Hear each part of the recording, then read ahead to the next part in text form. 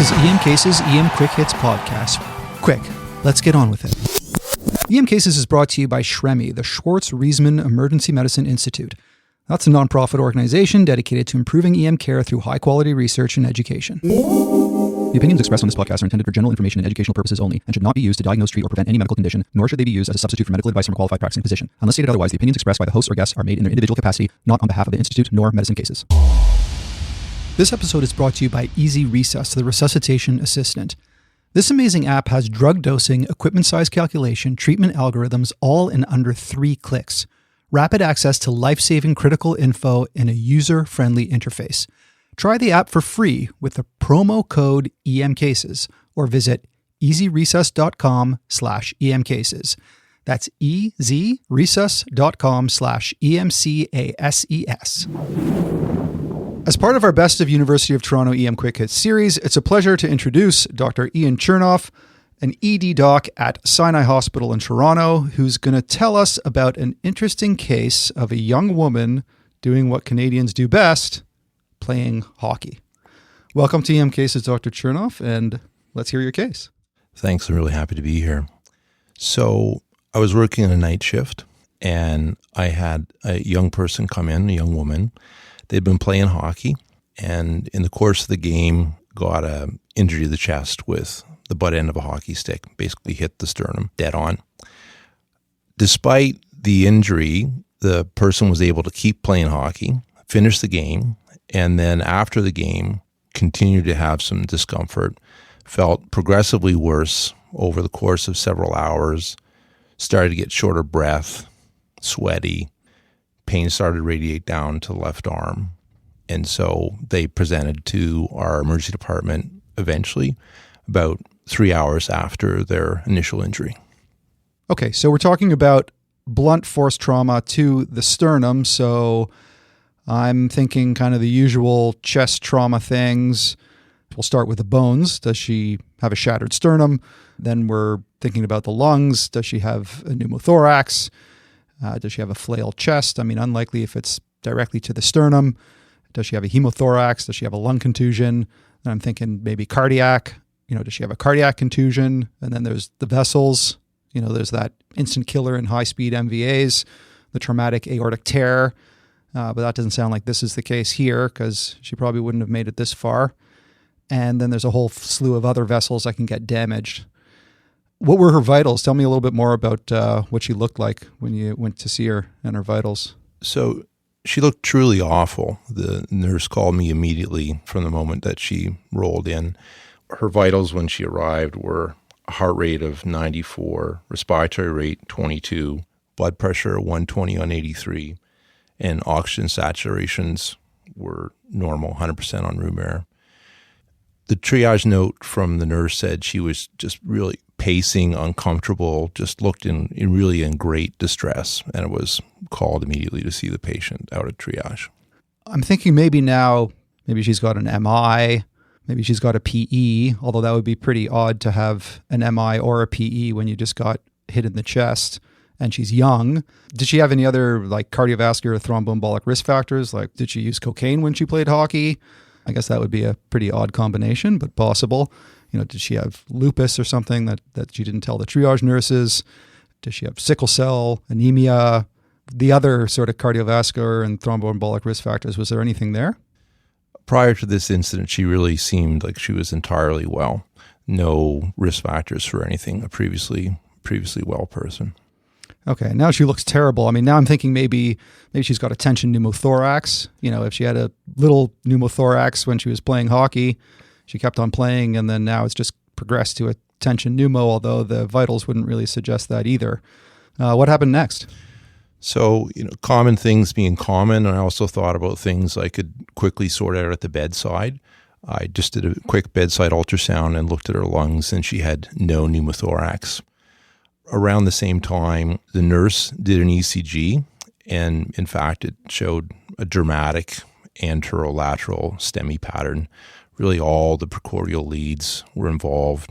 Dramatic ST elevation in the neighborhood of 10 millimeters in some of the leads, with some reciprocal ST depression inferiorly.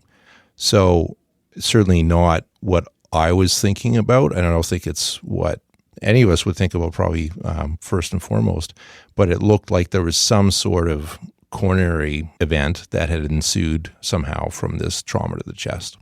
So I'm trying to put together trauma to the chest and an obvious occlusion MI in an otherwise perfectly healthy person. If the mechanism of injury was bigger, like a massive MVC, I would be thinking maybe aortic dissection gone into the coronaries and caused the MI. But having a end of a hockey stick go into your sternum doesn't seem like it would really fit with that.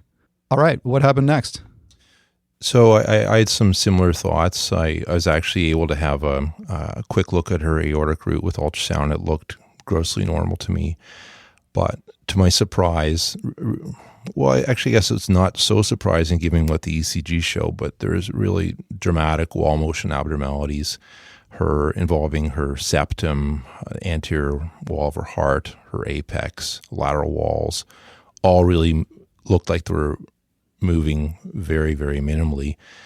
And I think what I struggled with was I had this obvious STEMI pattern, but trauma, and I was still trying to put it all together, and it was all happening very quickly. But then actually while I was doing the echo, I watched her go into VF while I was doing the echo. So she had a VF arrest. Okay, so now you've got a VFib arrest after a massive occlusion MI. So at this point, you just did your sort of usual ACLS algorithm? Indeed, and fortunately got ROSC very, very quickly. 2 defibrillations, 2 rounds of chest compressions. She got some epinephrine and was neurologically completely normal thereafter. Asked what happened, was awake and reasonably alert. Wow, congratulations. So you got her back neurologically intact immediately, but we still don't really have a diagnosis. So at this point, I guess you'd be thinking about the cath lab. I'm assuming you called the cath lab. What did the cath lab say? So I guess the first thing that I thought of around this time is I remembered that I'd seen a case years back where I had a patient who actually had a traumatic LAD dissection from a martial arts blow to the chest. And I just remember how that impacted me at the time because, frankly, I never really knew such entities existed prior to that. So I wondered if that could actually be what was going on with that patient. I called a code STEMI at this point, and I realized we've been talking for a while, but really from the time the ECG was done to the time the patient was arrested was only about 6 minutes. So I hadn't really even had the chance to call it prior to the arrest happening. But once we achieved ROSC, I knew I had the wall motion abnormalities. I thought maybe an explanation for this patient's symptoms was a traumatic coronary artery dissection that had led to occlusion of the vessel and MI. And so I called the code STEMI. The cardiology team arrived. I think they were a little bit cynical about the diagnosis, frankly. The cardiology fellow came down and was quite focused on looking at the root of the aorta. I had already called the code STEMI and got things in motion, which I'm glad I did because, as you know, once things are rolling, it's kind of hard to stop them. I was also really glad that no one insisted on a CT of the chest to look for many other, possible things that could be going here that we talked about, like tear to the aorta, etc. And so the patient got whisked off to the cath lab. Good for you. You got them to take him to the cath lab. What did they find in the cath lab? They found a dissection to the LAD, which had completely thrombosed and occluded the vessel. In the cath lab, the patient unfortunately deteriorated further, went into pulmonary edema. Hemodynamics became less favorable. They're put on an intra-aortic blue pump and were intubated because of the pulmonary edema. They were able to proceed in the cath lab, and they found that there was indeed a dissection in the LAD. And fortunately, the interventional cardiologist was able to open up the vessel and restore flow. All right, what an amazing story. So we're talking about traumatic coronary artery dissection, which I imagine is a very rare event. I guess first off is how rare is a traumatic coronary artery dissection? For sure it's rare, but it does happen. And within the realm of traumatic injuries that can ensue from blunt force to the chest. Traumatic coronary artery dissections need to be considered. Not only cardiac injuries to begin with need to be considered, but actually cardiac injuries in the context of trauma are pretty common, about 5 to 15%, and they can range from more trivial things like contusions to more dramatic events like my patient had. That's a pretty interesting number. 5 to 15% of blunt chest trauma will have a cardiac injury. So coronary dissection is rare, but cardiac injuries in general from blunt trauma are certainly not rare. And it makes sense that the heart can get injured after a blow to the chest. There isn't much space between the very hard sternum and the very hard vertebral column for the soft heart and its vessels to get injured. So given that it's rare, that's one reason why these traumatic coronary dissections are easy to miss. What are some other reasons that we miss this diagnosis?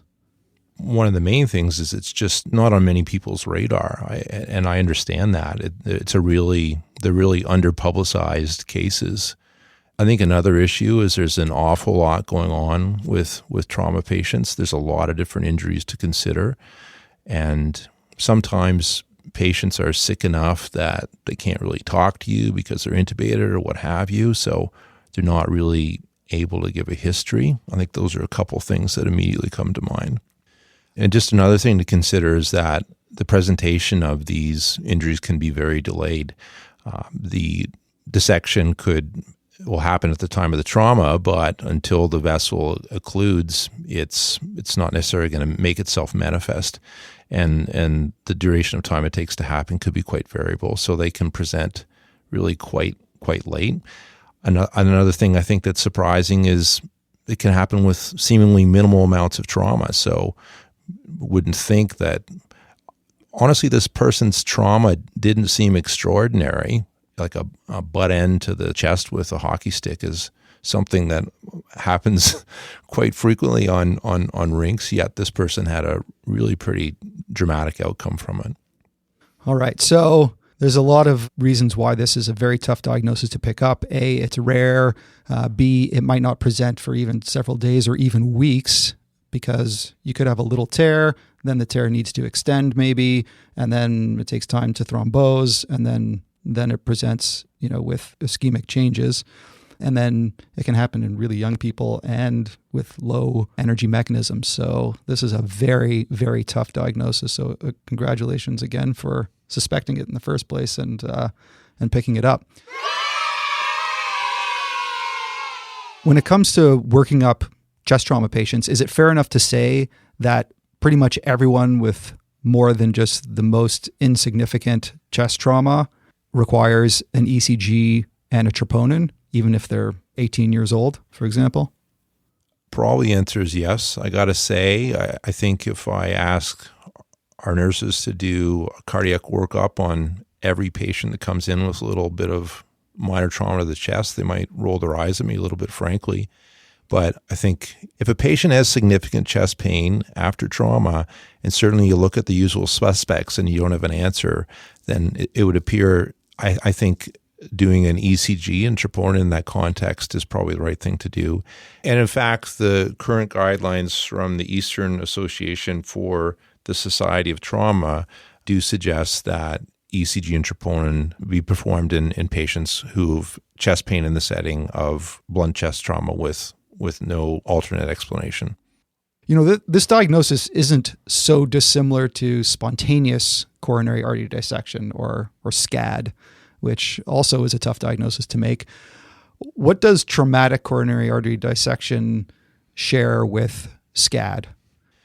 So they're similar in that they've both been underappreciated. I think that's been corrected to an extent with SCAD, but traumatic coronary artery dissection remains a pretty obscure diagnosis that's probably underpublicized, and there needs to be a little bit more awareness of, just in case you have a patient that shows up like my patient, and so someone thinks to go there in terms of pursuing that diagnosis.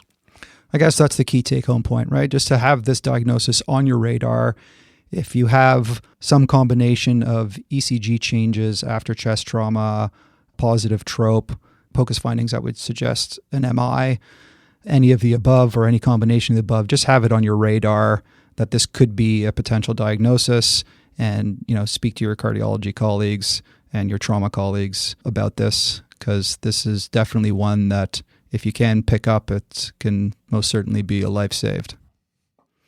All right. Well, thanks so much, Dr. Chernoff, for your amazing case, and congratulations on another life saved. Thanks so much for having me.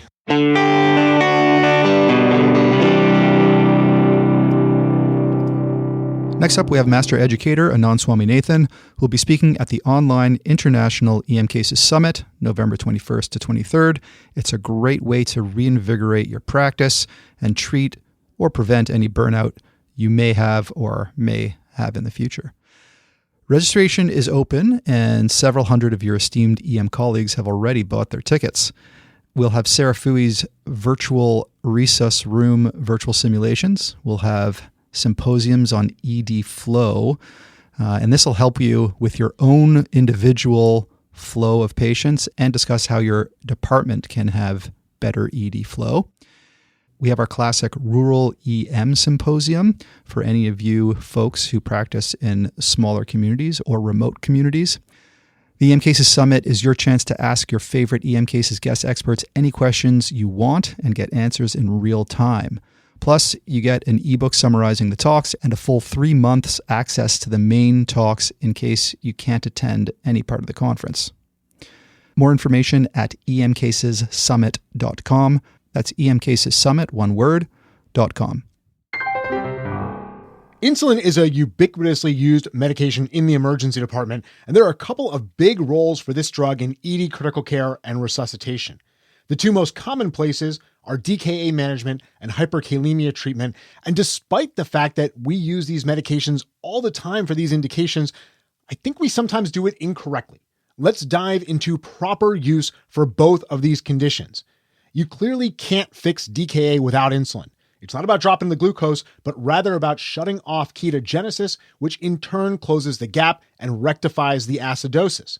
Despite its critical role, insulin must be held until you have a documented serum potassium over 3.5 milliequivalents.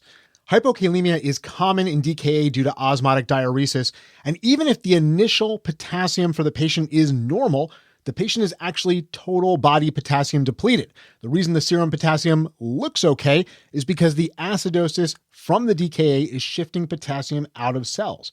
The danger is that if you have a patient with a K of 3 or 2.5, you give them insulin, they drop that potassium to dangerous levels, and that is why hypokalemia is one of the biggest killers in DKA. This is an easy fix. Hold your insulin until you have your serum potassium back. If the potassium is greater than 5.5, go ahead and start your insulin. If the K is somewhere between 3.5 and 5.5, start your insulin and your potassium repletion at the same time. If the potassium is less than 3.5, hold the insulin, replete the potassium, and then start your insulin after you get that potassium above 3.5. And once you have that potassium back, you're starting your insulin, you want to skip the bolus. Bolus dosing hasn't been shown to close the gap faster or resolve ketosis faster or fix the acidosis faster. More importantly, it doesn't make the patient better faster, but it is associated with an increased risk of hypoglycemia and hypokalemia. The bolus simply isn't worth the hassle. Just start the infusion. You can start at 0.1 units per kilo per hour, or if the patient's really sick, you can start at a higher infusion dose of 0.14 units per kilo per hour. One important thing if you're skipping the bolus is to make sure that the line is primed. If the line isn't primed properly, the patient's actually not going to get insulin for a while because this is a small amount of infusion that's going to be going into the patient. Let's change gears to hyperkalemia. Traditional teaching is to shift potassium into cells with 10 units of insulin along with 0.5 to 1 mg per kg of dextrose, usually about 1 to 2 amps. However, we've got some data showing us that smaller doses of insulin work as well in shifting the potassium, but result in a lower rate of hypoglycemia. This is particularly important in those with compromised renal function, as insulin is eliminated by the kidneys. End-stage renal disease patients are probably the most frequent group we see with hyperkalemia, and they're going to be holding on to that insulin longer because their kidneys aren't functioning. This group is fragile to begin with, and we don't want to make things worse with hypoglycemic episodes. My new standard is to start with 5 units of insulin for hyperkalemia treatment, recognizing that I can always give more if necessary. So there's a couple of quick tips for insulin administration in ED critical care and resuscitation. Let's just recap one more time. In DKA, hold the insulin until you have a documented serum potassium over 3.5, since your insulin is going to drop the potassium further. Number 2, once you're ready to start insulin in DKA, skip the bolus and just give the infusion, since the bolus doesn't fix the patient faster and can result in more hypokalemic and hypoglycemic episodes. And then finally, number 3, in hyperkalemia, go with a smaller dose of insulin, 5 units IV, to avoid hypoglycemic episodes.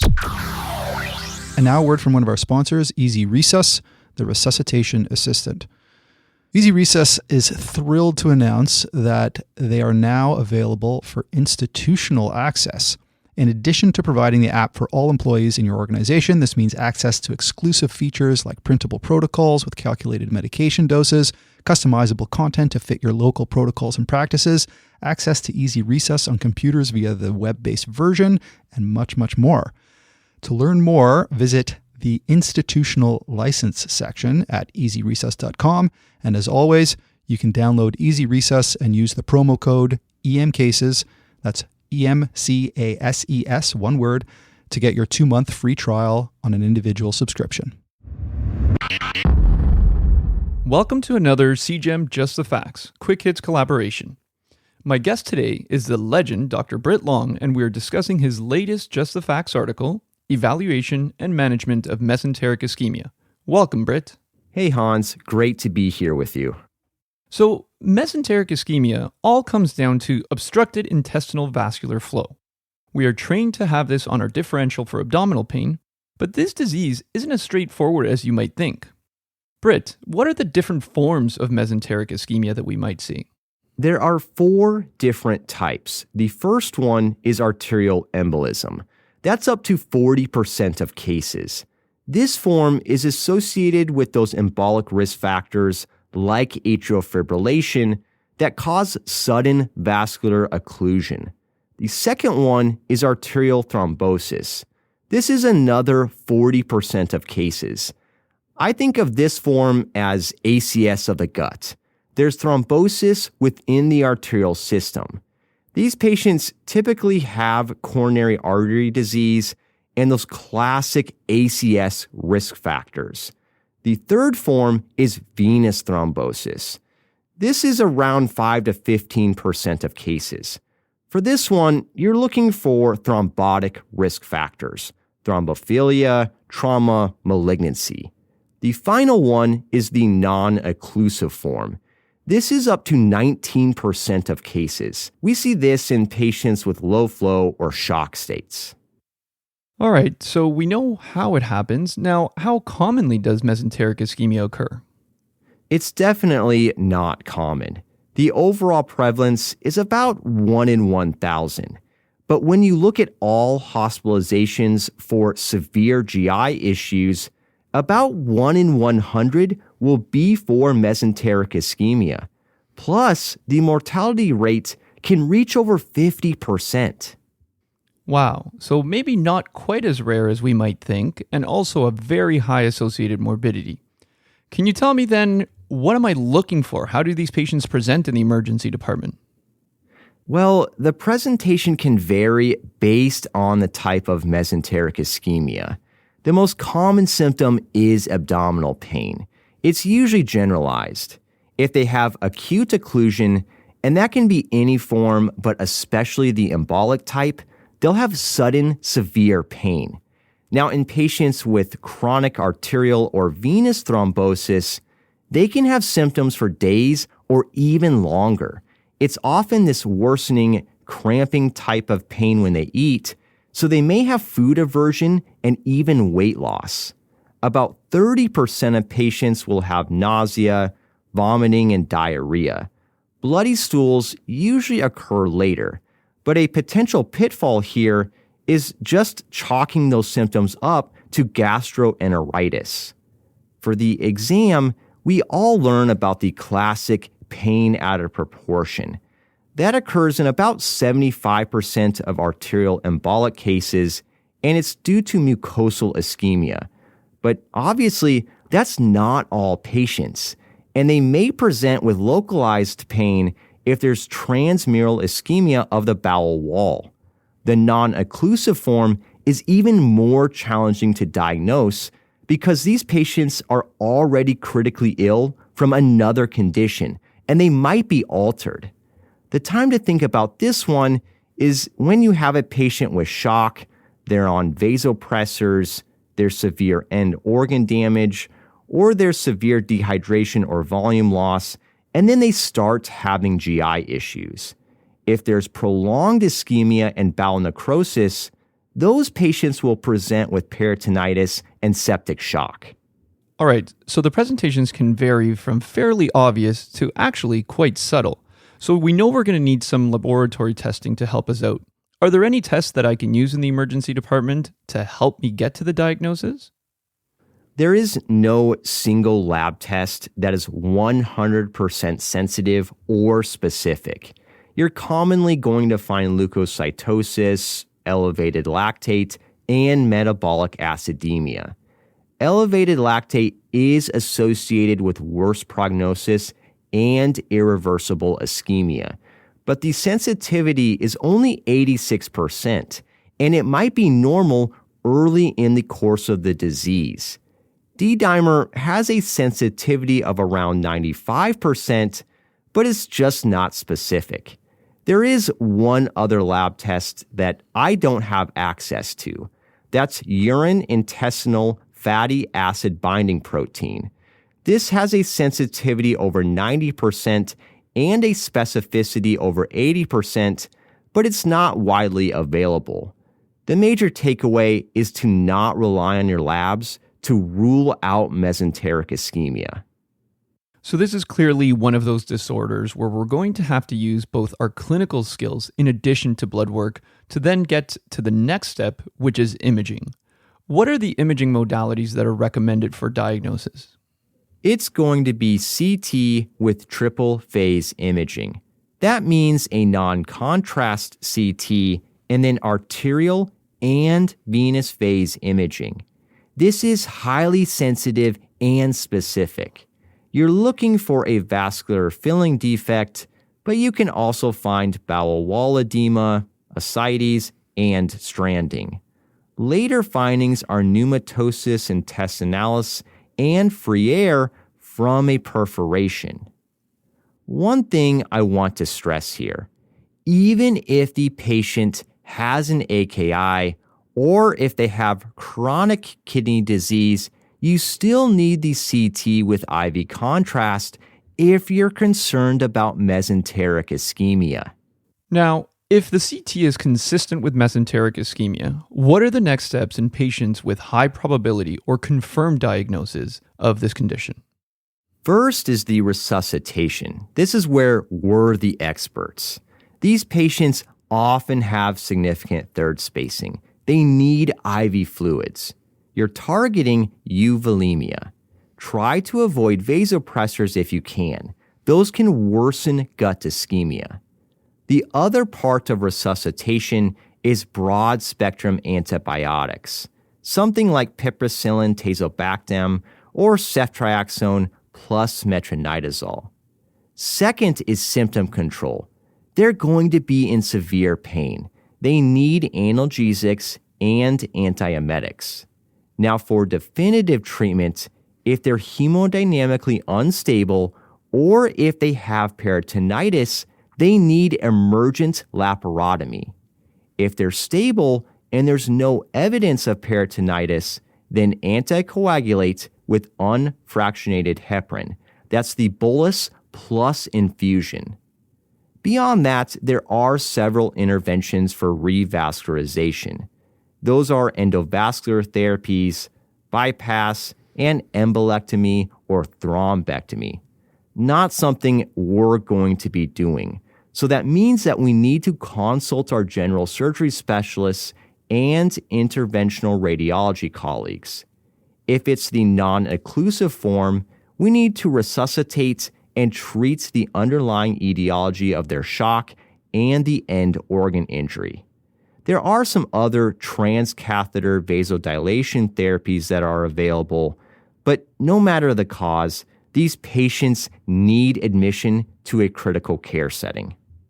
That was so packed full of pearls that I really want to make sure that we bring home the key points for listeners. So first, the 4 types of mesenteric ischemia include mesenteric arterial embolism, arterial thrombosis, non-occlusive, and venous thrombosis. The underlying pathophysiology affects the presentation. Acute disease can present with sudden, severe abdominal pain accompanied by nausea, vomiting, and diarrhea, while chronic ischemia often presents with pain after eating and weight loss due to food fear.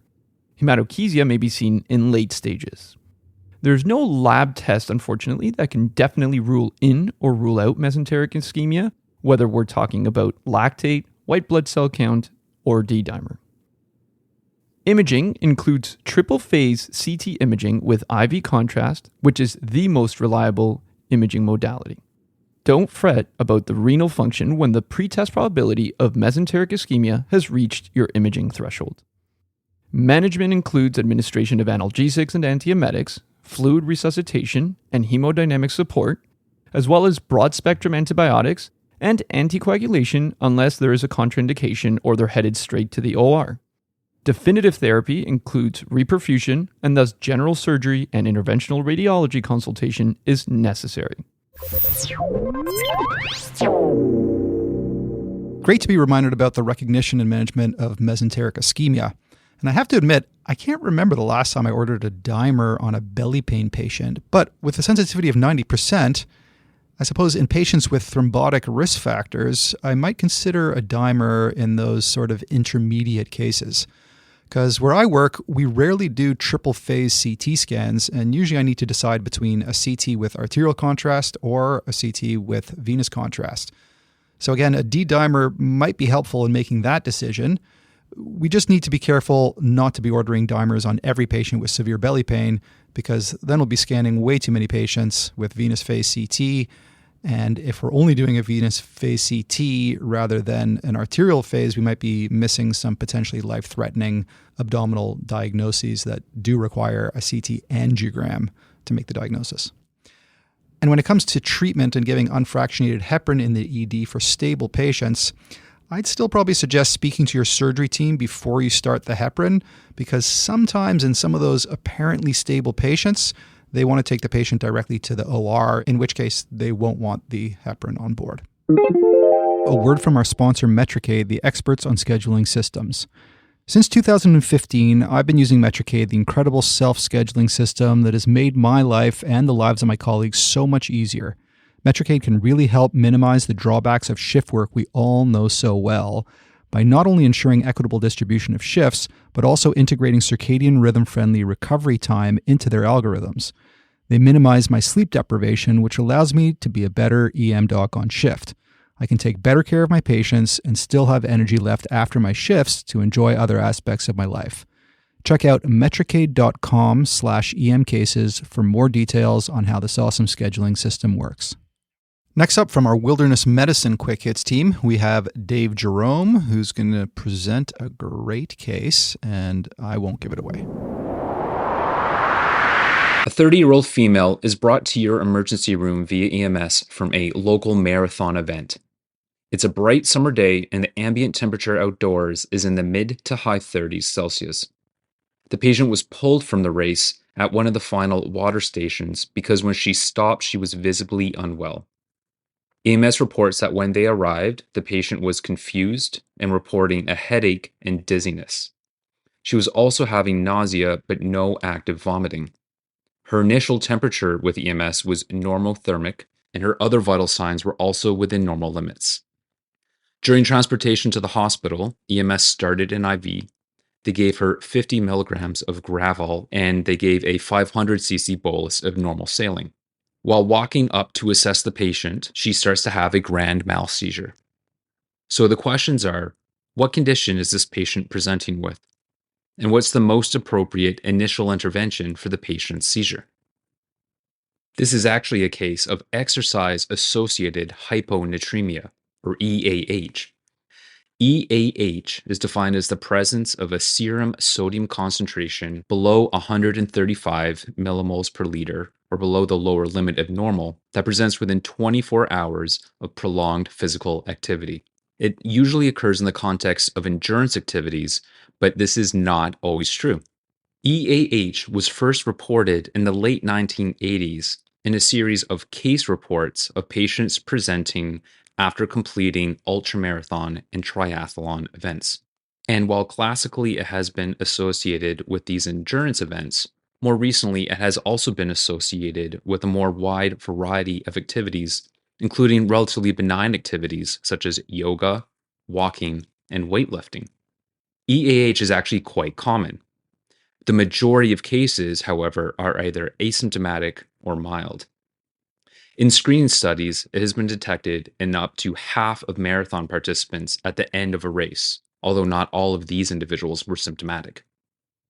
While severe EAH is rare, there have been multiple deaths reported due to EAH across a variety of endurance activities. EAH is an important condition for emergency physicians to know about because patients with severe EAH can present very similarly to heat stroke, with similar histories and similar symptomatology. But the underlying mechanism and the appropriate management of these two conditions are very different, and managing one condition as the other can actually make the condition worse. So it's important to know about EAH so we can consider it, look for it, and treat it if present. The primary mechanism that causes EAH is the excessive consumption of hypotonic fluids in the context of fluid and salt losses during prolonged physical activity. Contrary to popular belief, commercial sport drinks are hypotonic, and their consumption will not prevent the development of EAH in patients who overdrink them during exercise. In addition to the role of hypotonic fluid consumption, more recent research is also pointing to the fact there's likely a component of inappropriate AVP secretion. AVP, also called simply vasopressin or antidiuretic hormone, leads to increased water retention in the renal tubules and thus causes a decrease in serum sodium concentration.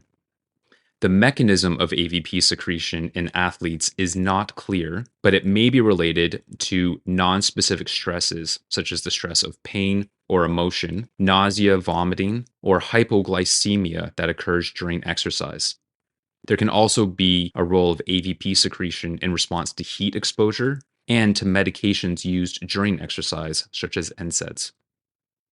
There has also been an association documented between EAH and rhabdomyolysis in athletes. It's not clear at this time if it's the EAH driving the rhabdomyolysis or vice versa. And in reality, it's probably bidirectional. In patients with severe EAH, one of the effects is that patients can develop a cerebral edema, which in this context is referred to as an exercise-associated hyponatremic encephalopathy, or EAH encephalopathy.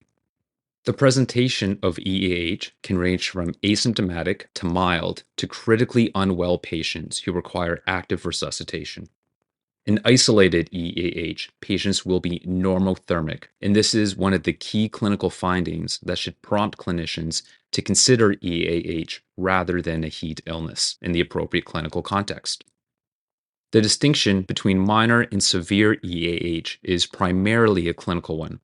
However, patients with minor EAH symptoms will normally have a serum sodium level between 125 and 134 millimoles per liter.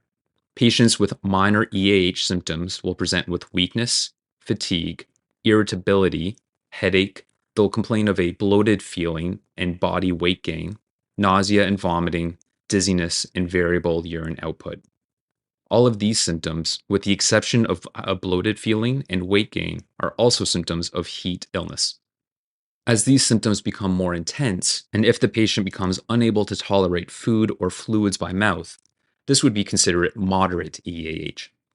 Patients with moderate EAH symptoms would not be expected to present with a decreased level of consciousness. Patients with severe EAH symptoms normally have a serum sodium level less than 125 millimoles per liter. These patients have cerebral edema and will present with associated signs and symptoms.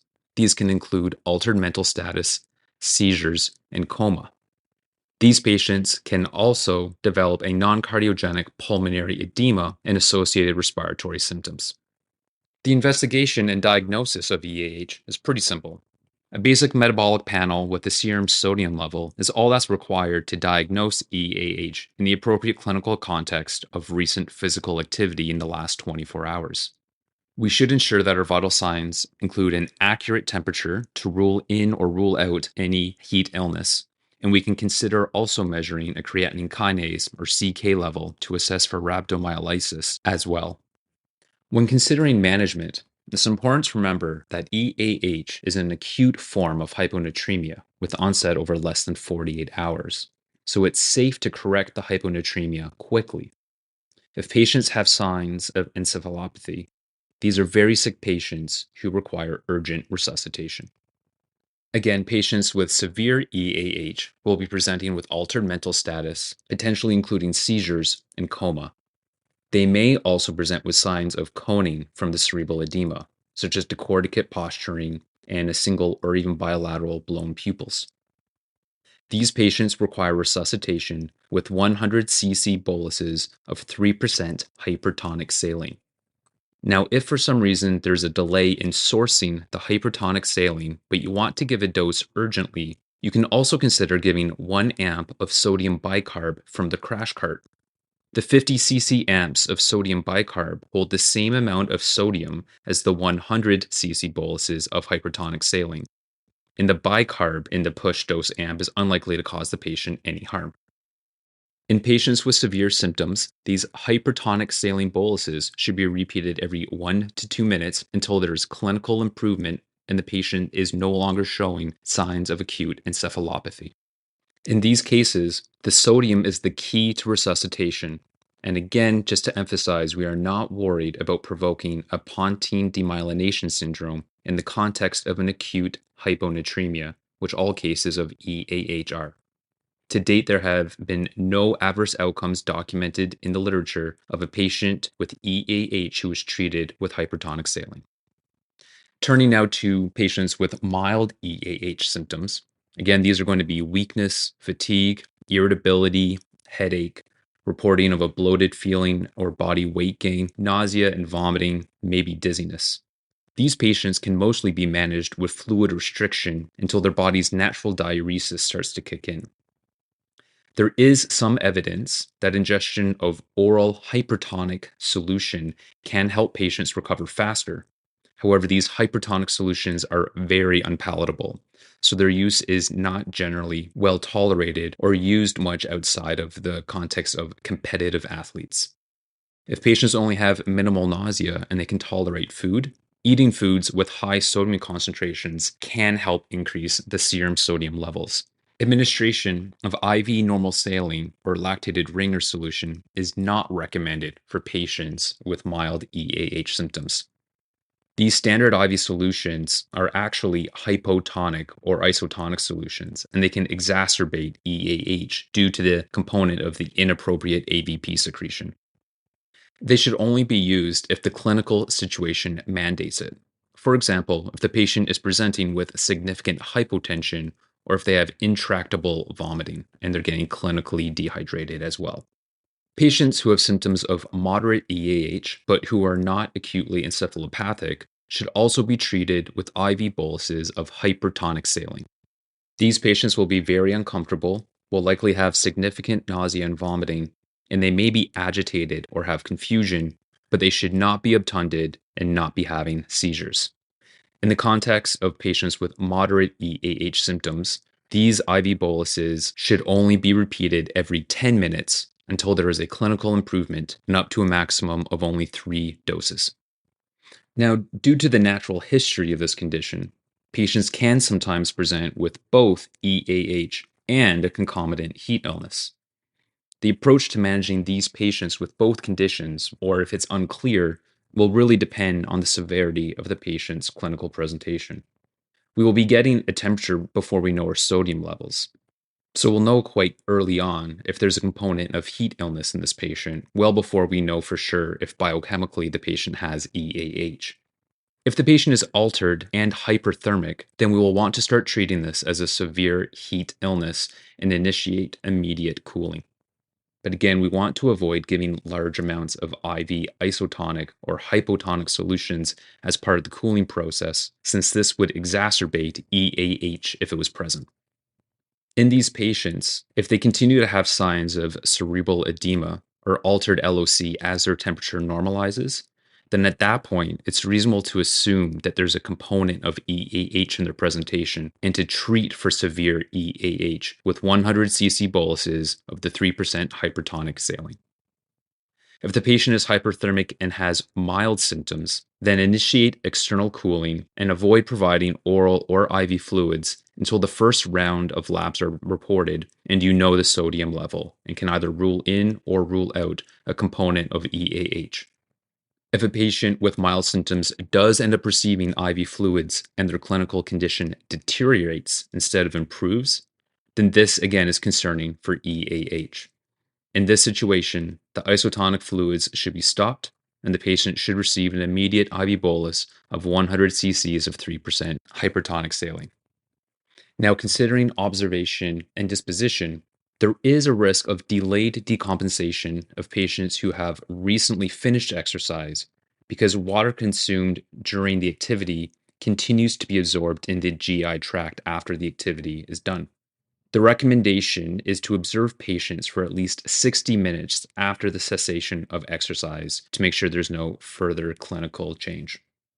After this 1 hour period of observation, it's anticipated that patients are unlikely to become any more hyponatremic, unless they consume more hyponatremic fluids, of course. So disposition can then be decided based off the patient's clinical status. Patients who presented with mild symptoms of EAH and who are asymptomatic after treatment can be safely discharged with direction to avoid further oral consumption of hypotonic fluids. Patients who have ongoing mild to moderate symptoms of EAH will require admission to hospital, and patients with ongoing symptoms of severe EAH will require admission to the ICU. Now, sometimes patients ask what they can do to prevent EAH from developing in the future.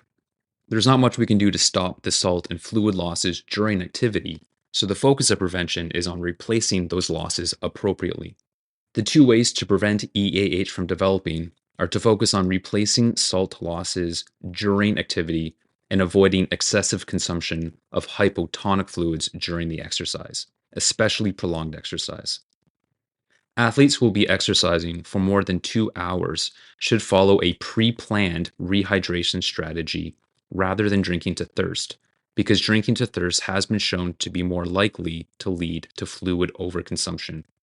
Patients with a history of EAH should also try and avoid potential triggers for the inappropriate AVP secretion, such as avoiding the use of NSAIDs during exercise. Now, let's revisit the case from the beginning of the segment. Due to this patient's normal temperature and her clinical deterioration in the context of having received IV fluids, we were clinically concerned that the patient could have a case of severe EAH. So the patient immediately received 1 amp of sodium bicarb from the crash cart, and then 2 minutes later received a bolus of 100 cc's of 3% hypertonic saline.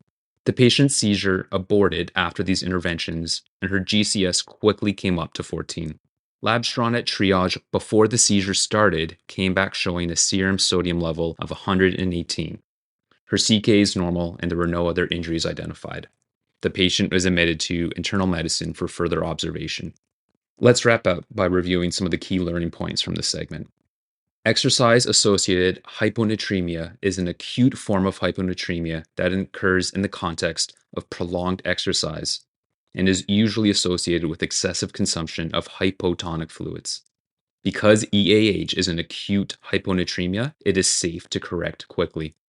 Patients with EAH present with signs and symptoms similar to heat illnesses, but in isolated EAH, patients are normothermic. So a normal body temperature should clue clinicians into suspecting EAH. Mild EAH is managed with fluid restrictions and/or oral consumption of salty foods or fluids to correct the serum hyponatremia. Patients with moderate EAH should receive IV boluses of 100 cc's of 3% hypertonic saline every 10 minutes, up to a maximum of 3 doses until symptoms improve. Severe EAH presents with signs of encephalopathy and needs to be managed aggressively. If patients are seizing, if they are unconscious, or if they're demonstrating clinical signs of coning, the patient should receive repeated IV boluses of hypertonic saline or amps of sodium bicarb off the crash cart every 1 to 2 minutes until these concerning signs resolve.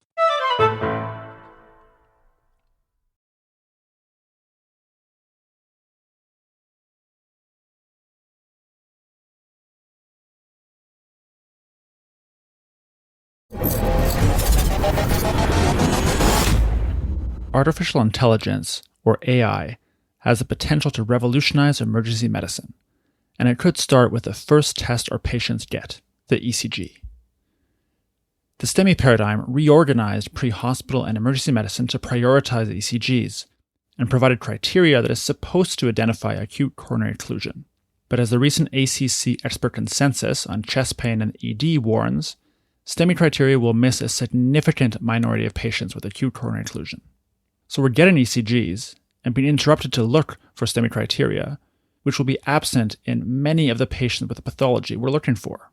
Conventional computer interpretations are only trained to measure ST elevation in isolation, so they lead to false positive STEMI activations for patients with non-ischemic ST elevation, while missing false negative STEMI in patients who do have acute coronary occlusion. But what if new generation AI could identify subtle occlusions with high sensitivity and specificity? Turns out the future is now with the Queen of Hearts. The Queen of Hearts is AI trained to identify acute coronary occlusion on ECG and is produced by the company Powerful Medical. Full disclosure, I have no financial ties to this company, but I have tried out and seen the benefits of the Queen of Hearts. She can help us learn and apply the paradigm shift from STEMI to occlusion MI, while also providing an example of how to develop and use AI more broadly. First, you want AI to answer the right question. In this case, does the ECG show signs of occlusion myocardial infarction, or OMI? OMI indicates an occluded or nearly occluded coronary artery without sufficient collateral circulation to prevent rapid necrosis, and is a diagnosis that incorporates angiography, echo, and peak troponin levels. Training AI to identify all patients with MI is not helpful because the ECG is not sensitive for non-occlusive MI, and it doesn't need to be, because if the artery is open, we can wait for the troponin and other tests. Conversely, only training AI on STEMI databases would reinforce the same problems of STEMI criteria by ignoring patients with OMI whose ECGs don't meet STEMI criteria and who experience the greatest reperfusion delays.